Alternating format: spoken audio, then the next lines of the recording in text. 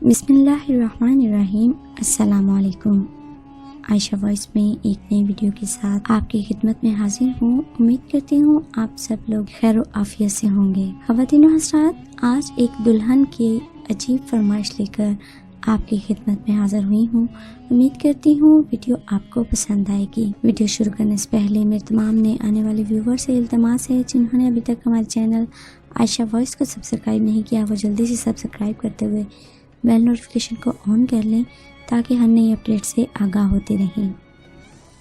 عجیب رات تھی، مجھے سمجھ نہیں آ رہا تھا میں کیا کروں۔ شادی کی پہلی رات ہی اس نے مجھے کہا تھا مجھے ہاتھ مت لگانا، میں کسی اور سے محبت کرتی ہوں، تم کچھ بھی کر لو میری محبت نہ حاصل کر پاؤ گے۔ اس کی آنکھوں میں آنسو تھے۔ میں اٹھا اور وضو کیا اور نماز کے لیے چلا گیا۔ اپنے اللہ سے ذکر کیا، یہ کیسا امتحان ہے۔ مجھے ڈر تھا اگر یہ صبح گھر گئی اور واپس نہ آئی تو میری عزت کا کیا ہوگا۔ یہ گھر میں یہی نہ کہہ دے کہ یہ نامرد ہے۔ ایک بار تو سوچا کہ زبردستی کرتا ہوں، گناہ نہیں، میرے نکاح میں ہے، مگر دل نہیں مانا۔ میں نے اس سے بات کرنا چاہی مگر دل نہیں مانا۔ میرا کیا، میں اس کی منت کروں۔ میں سو گیا۔ اگر اسے کسی اور سے محبت تھی تو نکاح کے لیے ہاں ہی نہ کرتی یا مجھے ہی بتا دیتی، میں اس سے رشتہ ختم کر دیتا۔ میری زندگی برباد تو نہ ہوتی۔ میں شادی پر ساری جمع پونجی لگا چکا تھا۔ صبح وہ اپنے گھر چلی گئی، کوئی بات نہیں ہوئی۔ 3 دن تک کوئی ہلچل نہیں ہوئی۔ 3 دن بعد اس کی امی کی کال آئی تو میں لینے چلا گیا۔ میں نے وہاں بھی کوئی بات نہیں کی۔ وہ رات کو فون پر کسی سے باتیں کرتی تھی، میں نے پوچھا تک نہیں۔ میں نے اس سارے وقت میں بس ایک بار سوچا تھا کہ طلاق چاہیے۔ اس نے کہا نہیں۔ اس کا فون پر جو عشق تھا اس کا مجھے کوئی مطلب نہیں تھا۔ 7 ماہ ایسے ہی گزر گئے۔ ایک دن اس نے پوچھا کہ ایک بات پوچھوں۔ میں نے کہا پوچھ لو۔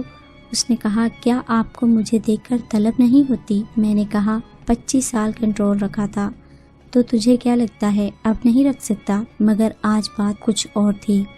میرے دوست نے مجھ سے کہا تمہاری بیوی کسی اور مرد کے ساتھ کسی ہوٹل میں بیٹھی تھی۔ مجھے آج اس پر غصہ آ رہا تھا۔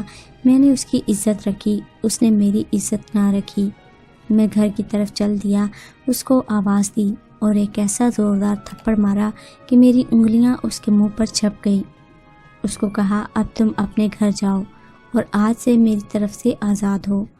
طلاق چاہیے ہو تو کہہ دینا، مگر میرے ساتھ میرے گھر میں نہیں رہ سکتی۔ وہ عورت آج بھی اپنے گھر ہے۔ طلاق نہیں مانگی اس نے۔ جس کے عشق میں وہ پاگل تھی اس نے اس کو اپنایا ہی نہیں اور بھاگ گیا۔ ایک دن روتی ہوئی اس کی کال آئی تھی کہ مجھے اپنے نام سے محروم نہ کرنا، بس بھلے ہی مجھے اپنے پاس جگہ نہ دو لیکن طلاق مت دینا، بس آخری خواہش پوری کر دو۔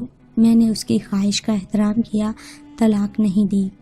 اس کے بعد مجھے 3 سے 4 سال لگ گئے خود کو نارمل انسان بنانے میں، عورت پر یقین کرنے میں کہ ہر عورت ایک جیسی نہیں ہوتی۔ پھر آخر میں نے دوسری عورت سے شادی کر لی۔ اب میرے 3 بچے ہیں۔ میری یہ والی بیوی بہت ہی نیک نکلی۔ پتہ نہیں وہ 2-3 سال جو میں نے حوصلے سے گزارے اس کی وجہ سے اللہ نے انعام کی صورت میں دیا کہ میں اب تھوڑی سی بھی ہمدردی کو بہت بڑی بات سمجھنے لگا تھا۔ میں ذرا سا بھی پریشان ہو جاؤں تو میری بیوی کی نیندیں اڑ جاتی ہیں۔ اس کو مجھ سے عشق ہے اور بے انتہا عشق ہے۔ اگر وہ پہلی عورت یہ عورت میں تو وہی تھا، وہی مرد۔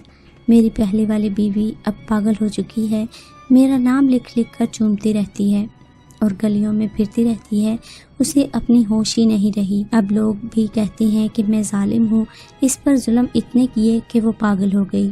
اب میں کیا کہوں لوگوں سے؟ حرام محبت کا مقدر ذلت ہی ہوتی ہے۔ میری تمام بہنوں بیٹیوں سے یہ گزارش ہے کہ حرام محبت کا مقدر ذلت ہے، بس ذلت، اور اس ذلت سے بچیے تاکہ آپ کے گھر والوں کو بھی کسی کے سامنے کبھی بھی شرمندگی نہ اٹھانی پڑے۔